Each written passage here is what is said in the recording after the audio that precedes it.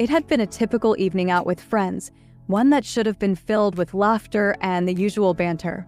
My fiancé, Jake, and I went to see the new Alien movie with another couple we're close to. The movie was great, thrilling, suspenseful, everything you'd expect. Afterwards, we decided to hang out at the movie theater bar. It was a cozy place, dimly lit with a rustic charm that made it easy to lose track of time. Everything was going perfectly. We were all in good spirits, enjoying each other's company. But as the night wore on, things took a turn. Our friends, Sarah and Tom, started to argue over something trivial. I can't even remember what it was. What started as a minor disagreement quickly escalated.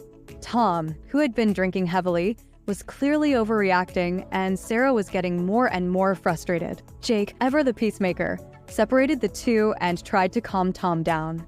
He led him away from the bar, talking to him in low, soothing tones. I could see from across the room that their conversation was going nowhere. Tom was too drunk to listen to reason, and Jake, who had also been drinking, was becoming increasingly frustrated. I watched as the minutes ticked by. It was late, I was tired, and I had to work in the morning. I just wanted to go home. I walked over to them, intending to gently remind Jake that it was time to leave. But before I could say much, Jake snapped. "Shut the fuck up, men are talking," he yelled at me. The words hit me like a slap in the face. I was shocked, hurt, and embarrassed. The room seemed to spin as I tried to process what had just happened. Jake had never spoken to me like that before, and the casual cruelty in his voice left me reeling. We eventually left the bar, the tension between us thick and suffocating. As we reached the car, I tried to take the keys from him. Jake was drunk, and I knew he shouldn't be driving, but he refused to let me take the wheel. His stubbornness and the alcohol-fueled rage in his eyes scared me. As we got into the car, Jake started screaming at me, hurling insults and accusations. His words were venomous, designed to wound. Tears streamed down my face, but he only yelled at me to stop crying. He was speeding now, the car hurtling down the dark, empty roads, and I was terrified. I could feel the car swerving, the tires screeching as he took sharp turns. My heart pounded in my chest as I pleaded with him to slow down, to let me drive, but he just kept yelling. "You wouldn't survive without me," he sneered. "You'd be nothing without me." His words cut deep. They were laced with a cruelty I had never seen in him before. It felt like he was trying to strip away every bit of self-worth I had left. Then, in a moment of sheer rage, he pulled over to the side of the road. "Get out of my car," he spat. I stared at him, stunned. It wasn't just his car, it was our car, my daily driver. Both our names were on it. But in that moment, it was clear that he saw it, like everything else, as his. His possession, his control. I hesitated, and for a second, I thought he might change his mind, that the man I loved for almost 8 years might come to his senses. But he didn't. His eyes were cold, unrecognizable. So, I got out of the car, my hands shaking as I fumbled with the door handle. I stepped out onto the side of the road, my breath visible in the cold night air. The sound of the car door slamming shut echoed in the silence. I watched as he sped away, the taillights disappearing into the distance. I was alone, 30 minutes away from home, with no way to get back. I stood there for what felt like an eternity, trying to process what had just happened. Then I saw the headlights again. He had turned around.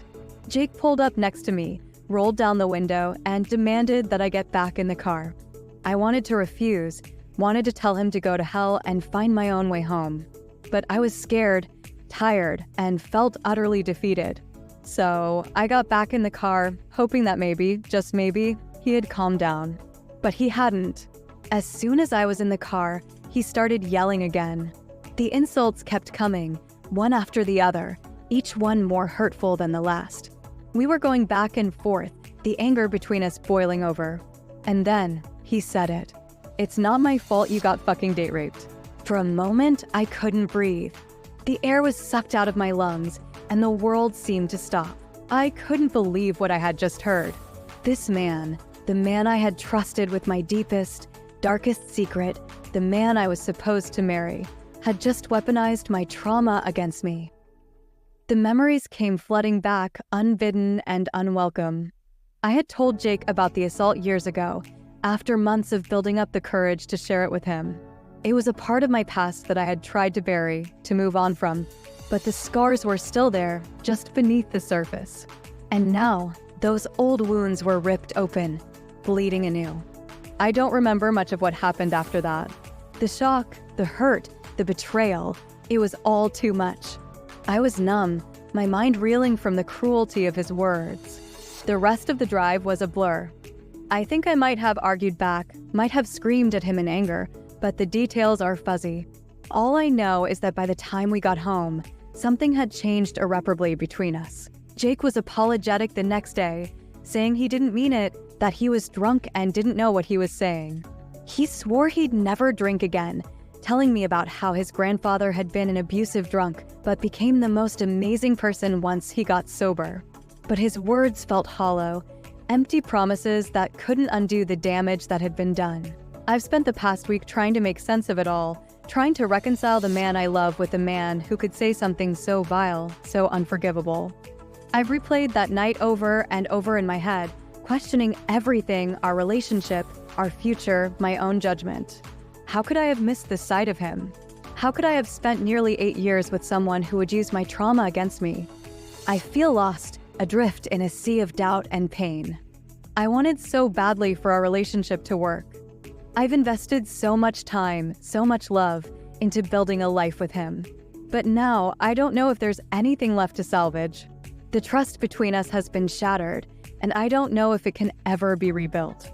I'm sad, more than sad. I'm devastated. I feel like I've wasted so much of my life trying to convince someone to be good to me, to love me the way I deserve to be loved. And now, I'm left wondering if any of it was real, if any of it was worth it. I don't know what to do. Part of me wants to walk away, to leave this toxic relationship behind and start over. But another part of me is terrified of being alone, of starting over, of admitting that I've wasted nearly a decade of my life on someone who could hurt me so deeply. I feel like I'm at a crossroads, and no matter which path I choose, I'm going to lose something. I just don't know if I can keep losing pieces of myself in a relationship that's supposed to make me whole.